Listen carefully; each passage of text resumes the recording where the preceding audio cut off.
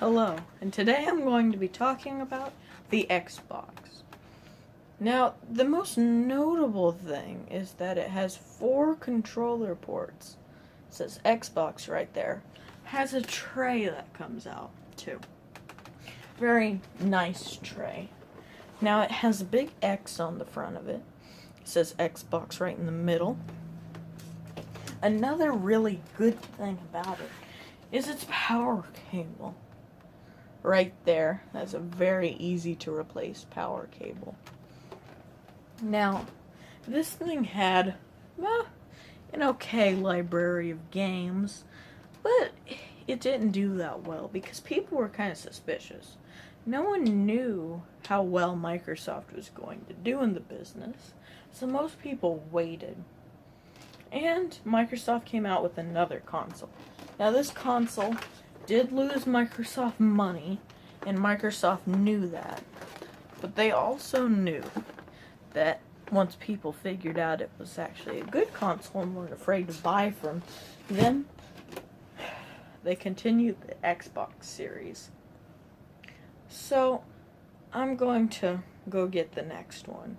I can't show you the original Xbox because that's what's standing up the camera, but I will show you the Elite. Hello, and now I am back with the Elite Xbox 360, the next console they made. Now, as you can tell, it is a later model, but it does have a tray coming out of it. It is a lot lighter than the originals, and it doesn't have a memory pack, which is strange. What is different about it is that the eject button is right there, not all the way up here. It's an Xbox symbol right there.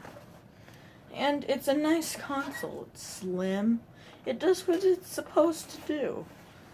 Be easier to hold, smaller, lighter. But these things still do break my back. And it has a nicer feel to it. It feels more elegant and fancy and like it's not going to fall apart. Now, I would show you the black one and the white one, but that's what's holding up the camera. So I am going to go show the Xbox One. Now, this beast, an oversized piece of technology, is the Xbox One. Right there, it says Xbox. On the back of it, it has 1,000 different ports. And it is just terrible button. That button is horrible. Now, it takes nothing to turn it on. I could tap it with a piece of metal and it would turn on. It is so annoying when I'm holding a controller right over it and the rubber touches it and turns it on. It's so annoying. I'm glad they're making a slim model of this because this thing is huge. And I don't like this, to where you just press a button and the disc slides out. No, I don't like that because that's touch too. You don't push anything in, you just tap it. And that happens to me a lot. I'll accidentally make the disc come out, which I really hate. I really hate this system. It's a good console. The buttons are terrible, though. So, now that I've taken a look at some of the consoles, there's not a whole lot of history to tell. They aren't as interesting as Atari or the Sega 32X and Sega CD. But, I will show you the controllers. Now, I don't have the Duke controller for the Xbox, but I'll show you the S model, the slim model. And I'm very glad they're making a slim model of the Xbox One because that thing is way too heavy and way too fat. Hello, and now I am back with the controllers. This is the Xbox S controller. It has 2 joysticks, 2 very nice joysticks. There are 2 buttons right there. Some nice trigger buttons. Very comfortable to hold. Some nice A, B, X, and Y buttons. Nice D-pad. Now the original one, one of the joysticks was like rounded, and another one was pushed in like these two are. So it's very, the original one's very strange. You can even put memory into it at the top. It is wired, but the next two. Now the original Xbox controller was white because the original Xbox 360 was white. It has two very comfortable joysticks, a nice D-pad. These start and select. Oh, no. Let me pull this battery pack out of it so it doesn't turn the system on. It also has a good D-pad, nice buttons. Yet these newer controllers, you can't go bad with them because they're so new that they're very well made. Hard to make them bad.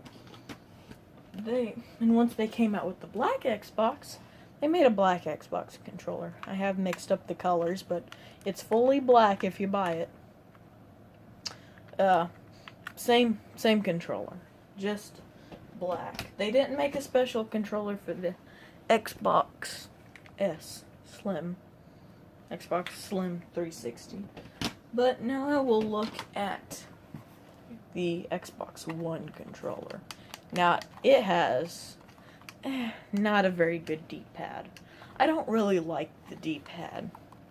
It's not nice and round. I don't know. It doesn't feel good. Two nice joysticks. Some good buttons. These buttons are alright. That button. I don't know. It's okay. I mean, it's comfortable. But, the original one of these was about the size of, the Duke controller was about the size of a Dreamcast controller. If you've ever seen one of those are very big. So the Xbox 360, in a whole, had strangely 3 models.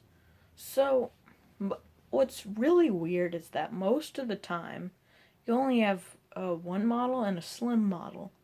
But for whatever reason, they released a white model at first, and then they made a black model. And you might think that they both came out at the same time, and they were both just as common as each other, and the black model was just, which color do you want? But no, black model is kind of rare. I don't see it a whole lot. I'm not talking about the slim model. I'm talking about the regular black model. See? They're exactly the same model and everything, except I don't know why, but the black model is just not that common. It's not common whatsoever from what I've seen. So, I don't know why if it's rare, if it's worth anything, but I've never seen anyone else own it.